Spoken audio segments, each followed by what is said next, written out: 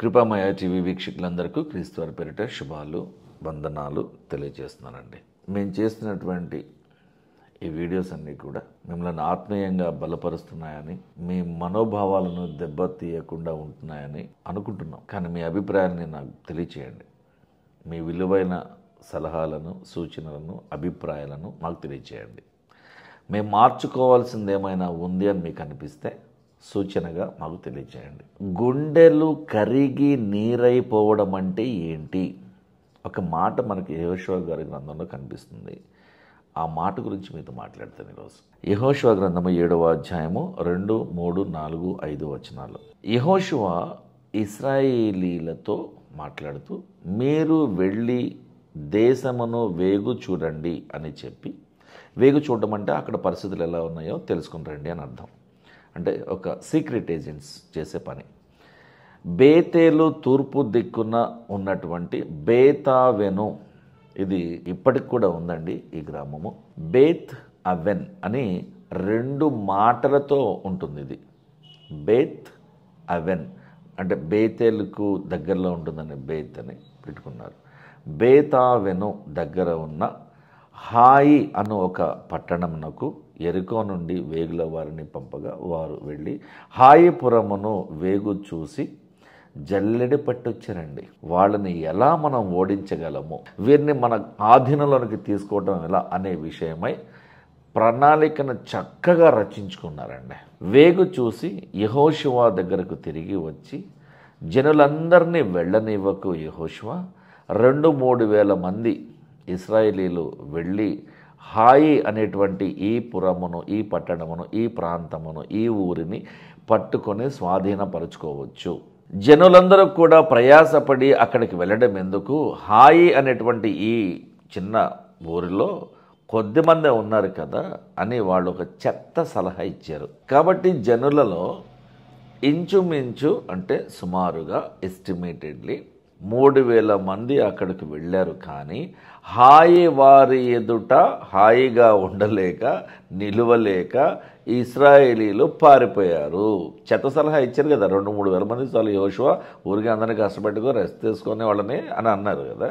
పాపం యెహోషువ వాళ్ళ మాటలు నమ్మి ఆ విధంగా పంపించాడు. కానీ పాపం వాళ్ళు చచ్చిపోయారు. అప్పుడు హాయి వారు వారిలో 36 మనుషులను 36 ఇజ్రాయెలైట్స్ని చంపేశారు. తమ గవిని యొద్ద నుండి, అనగా వారి పట్టణపు మెయిన్ గేట్ దగ్గర నుండి షబారీము, దీన్ని షేబారీము అని కూడా అంటారు. షేబారీము ఒకటే. ఈ షేబారీము వరకు వారిని తరిమి మెరాదులో వారిని హతం చేశారు, అక్కడ చంపేశారు.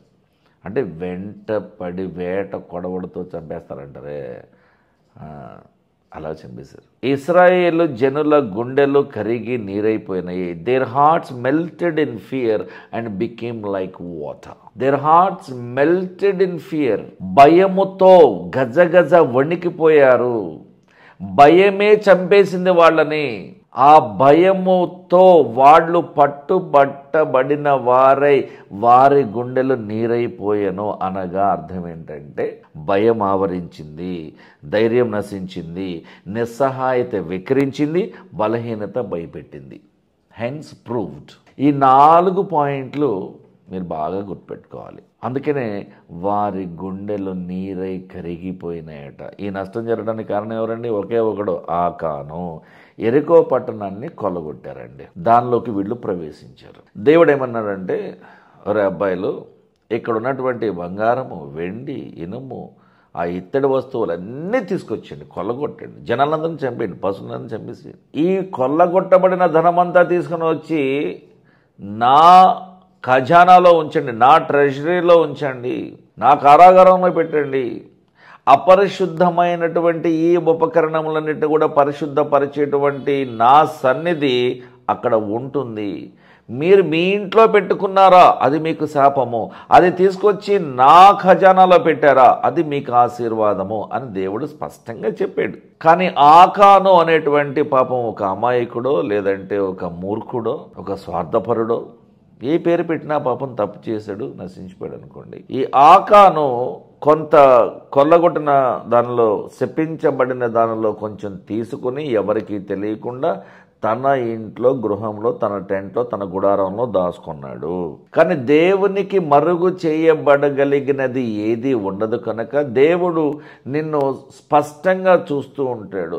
కటిక చీకటిలో ఎక్కడో కింద భూగర్భంలో గొయ్యి తీసి దాక్కున్నా సరే, నువ్వు కటిక చీకటిలో ఉన్న దేవునికి స్పష్టంగా ఎల్ఈడి లైట్స్ వెలుగులో కనపడినట్టు కనిపిస్తావు. కాబట్టి ఆకానును అతని ఇంటి వారిని దేవుడు చంపేశాడు. ఇశ్రాయేలీలందరూ కూడా హాయిపురమునకు వెళ్ళి అక్కడ మరణమైపోవడానికి, వారు చనిపోవడానికి, చంపబడడానికి, హతులైపోవడానికి కారణం ఎవరు అంటే ఈ ఆకాను చేసిన పాపమే. దేవుడు వద్దు అన్నది మనం చేయకూడదు.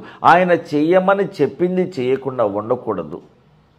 చెయ్యమని చెప్పింది చేయకపోయినా నీకు పాపం వస్తుంది.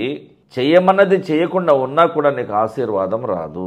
శాపం వచ్చినా ఆశీర్వాదం రాకపోయినా ఒకటే. కాబట్టి నా క్రైస్తవ సంగమా, నా క్రైస్తవ జనమా, ఆలోచన చేయండి. దేవుడు మనల్ని హెచ్చరిస్తూ ఉన్నాడు. మన భయము దేవుని ఎడల పరిశుద్ధత పోగొట్టుకుంటామేమో అనే విషయమై భయం ఉండాలి. కానీ దేవుడు ఏం చేస్తాడులే, అపవాదికి దొరికిపోతా ఉంటావా, అపవాది ఇబ్బంది పెడతాడంటావా, శ్రమల పాలు చేస్తాడంటావని అపవాదికి భయపడకూడదు. పాపమును అసహించుకుని పాపిని ప్రేమించినది యేసుక్రీస్తు మాత్రమే. నేను మిమ్మలను క్షమించిన ప్రకారము మీరు కూడా మీ శత్రువులను, మిమ్మల్ని ఇబ్బంది పెట్టేవారిని క్షమించండి అన్నాడు యేసు ప్రభువు. క్రైస్తవ్యము ఒక మతం కాదు మిత్రులారా, ఇది ఒక మార్గము మాత్రమే. నిజమైన ఒకే ఒకడైన పరిశుద్ధుడైన నిత్య జీవంలో నివసించేవాడైన ప్రేమ కలిగిన వాడైన కరుణామయుడైన యెహోవా దేవునిని చేరుకోవడానికి యేసుక్రీస్తే మార్గము. ఆ దేవుడే నిజమైన దేవుడని ఒప్పించడానికి మనకు ఆదరణకర్తగా ఇవ్వబడిన వాడే పరిశుద్ధమైన దేవుడు, పరిశుద్ధాత్ముడు. ఆ పరిశుద్ధాత్మ దేవుడు లేకుండా, ఆయన ఆదరణ లేకుండా మనము నిరీక్షణ కలిగిన వారమై ఉండలేము. క్రైస్తవ కుటుంబాలలో ఎన్నో సమస్యలు ఉన్నప్పటికీ ఆ సమస్యలను సమస్యలుగా పరిగణించకపోవడానికి కారణము ఆ ధైర్యం వెనుక ఉన్నది యేసుక్రీస్తు ప్రభువే. ఆయన ఆత్మనే, దేవుని ఆత్మనే, పరిశుద్ధాత్మ దేవుడే. ఆయన లేకపోతే మన బతుకులు ఛిద్రమైపోతాయి. నాన్న, దేవుడు మనం ప్రేమిస్తూ ఉన్నాడు, మన ఆహ్వానిస్తూ ఉన్నాడు. మీ గుండెలు కూడా కరిగి నీరై పోవుట ఆయనకి ఇష్టం లేదు. ఆశీర్వదిస్తాను, నా దగ్గరికి రండి అంటున్నాడు. మనం వెళ్ళట్లా, దేవుని దగ్గరికి మనం వెళ్ళాలి. అప్పుడు దేవుడు మన దగ్గరికి వస్తాడు. మర్యాదగా మారు మనసు పొందండి, లేకుంటే చాలా విపరీతమైనటువంటి పరిణామాలు మీరు ఎదుర్కోవాల్సి వస్తుంది. దేవుని వాక్యమే హెచ్చరిస్తుంది. నాకెవరి మీద కోపం లేదు, నేనెవరినండి కోపగించుకోవడానికి, నాకేం సంబంధం లేదు సార్, మీరు బాగుపడాలని కదా హెచ్చరిస్తున్నది. చిన్న ప్రార్థన కొరకే తరలో ఉంచుదాం. పరలోకమందున్న మా తండ్రి, మా ప్రార్థన ఆలకించండి ప్రభువా. మా ధైర్యం నీవే దేవా. మాకున్నటువంటి సమస్త జ్ఞానము నీ నుండి వచ్చినదే. నీవిచ్చిన రక్షణ, నీవు మాకిచ్చిన బహుమతే దేవా. నీవు మాకిస్తున్న ఆరోగ్యము, నీవు మాకిస్తున్నటువంటి ఆశీర్వాదమే దేవా. మా పిల్లలను ఆశీర్వదించేటువంటి విధానము చూడక మాకు బహు ఆశ్చర్యము కలుగుతున్నది ప్రభువా. ఎన్నో పోటీల మధ్యన, ఎన్నో నష్టాల మధ్యన, ఎన్నో కష్టాల ద్వారా మేము వెళుతూ ఉన్నప్పటికీ కూడా మా ఆర్థిక ఇబ్బందుల విషయమై మీరు మమ్మల్ని జ్ఞాపకం చేసుకుంటూ ఉన్నారు. మా ఆరోగ్యం విషయమై మీరు జ్ఞాపకం చేసుకుంటూ ఉన్నారు. మమ్మల్ని స్వస్థపరిచే విషయమై జ్ఞాపకం చేసుకుంటూ ఉన్నారు. ప్రతి విషయంలో మీరు మాకు తోడుగా ఉండి మమ్మల్ని జ్ఞాపకం చేసుకుంటూ మమ్మల్ని నడిపిస్తున్న విషయాన్ని బట్టి సంతోషం ప్రభువా.